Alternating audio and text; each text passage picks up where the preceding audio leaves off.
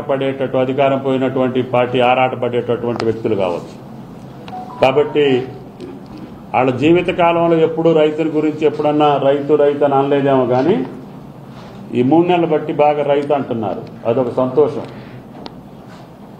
ముఖ్యంగా కేటీఆర్ గారికి ధన్యవాదాలు.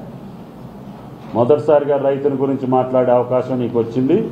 మన తెలంగాణ ప్రజలు కొద్దిగా ఈ మాటను కూడా గుర్తు చేసుకోమని చెప్పి మిమ్మల్ని ఆ స్థానంలో కూర్చోబెట్టారు. కూర్చోబెట్టిన దానికి అర్థవంతంగా ప్రతిపక్షాన్ని ప్రతిష్టాకరంగా ప్రజలకు ఉపయోగపడేటట్టుగా ఏ రకంగా చేయాలో ఆ రకంగా చేయండి.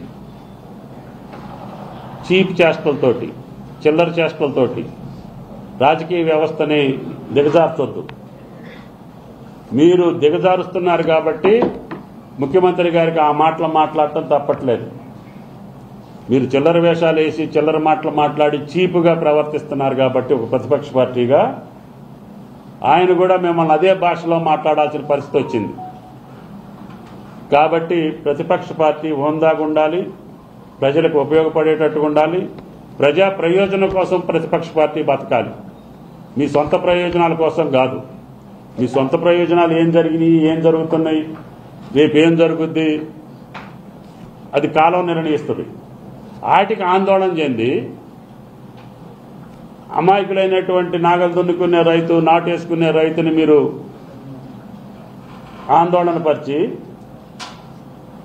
వాళ్ళ యొక్క ఆందోళన ఫలితంగా మీరు అధికారంలోకి రావాలనేటటువంటి దురాలోచన మంచిది కాదని చెప్పి ప్రతిపక్ష పార్టీకి విజ్ఞప్తి చేస్తున్నాం. కాబట్టి దయచేసి అర్థం చేసుకోవాలా రైతాంగం, తెలంగాణ రైతాంగానికి మళ్ళొక్కసారి విజ్ఞప్తి. మేము అన్నటువంటి 42 లక్షల ఖాతాలు మా దగ్గర ఉన్నాయి, 31,000 కోట్లు మాకు అవసరం ఉంది అని చెప్పి మేము చెప్పాము.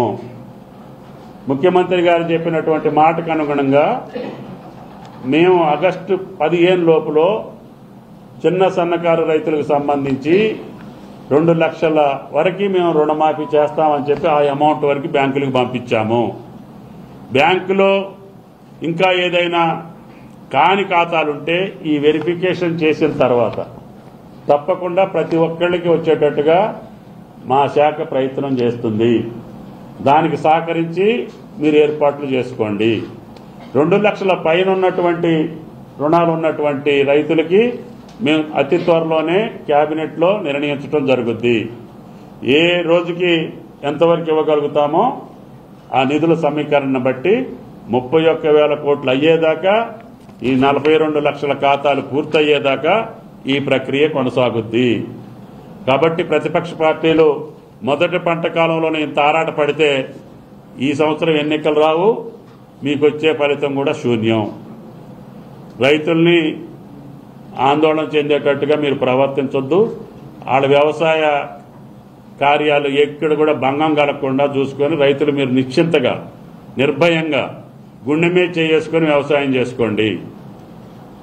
గతంలో రుణమాఫీ చేయలేనటువంటి వాళ్ళు, ఇన్పుట్ సబ్సిడీ లేనటువంటి వాళ్ళు, అకాల వర్షాలకి రాళ్ల వానకి ఏమాత్రం కూడా నష్టపరిహారం ఇవ్వనటువంటి వాళ్ళు, మెకనైజేషన్ మర్చిపోయినటువంటి వాళ్ళు, డ్రిప్ ఇరిగేషన్ ఎగ్గొట్టినటువంటి వాళ్ళు, రైతు నష్ట కష్టాలు పాలు చేసినటువంటి వాళ్ళు, ధాన్యం కొంటామని చెప్పి 10 కేజీలు 12 కేజీలు తరుగు చేసి ఇప్పుడు సివిల్ సప్లైస్కి కొన్ని వేల కోట్లు నష్టం వచ్చేటట్టుగా చేసినటువంటి ప్రభుత్వ నిర్వాహకం ఏది కూడా సక్రమంగా చేయకుండా వ్యవస్థలన్నీ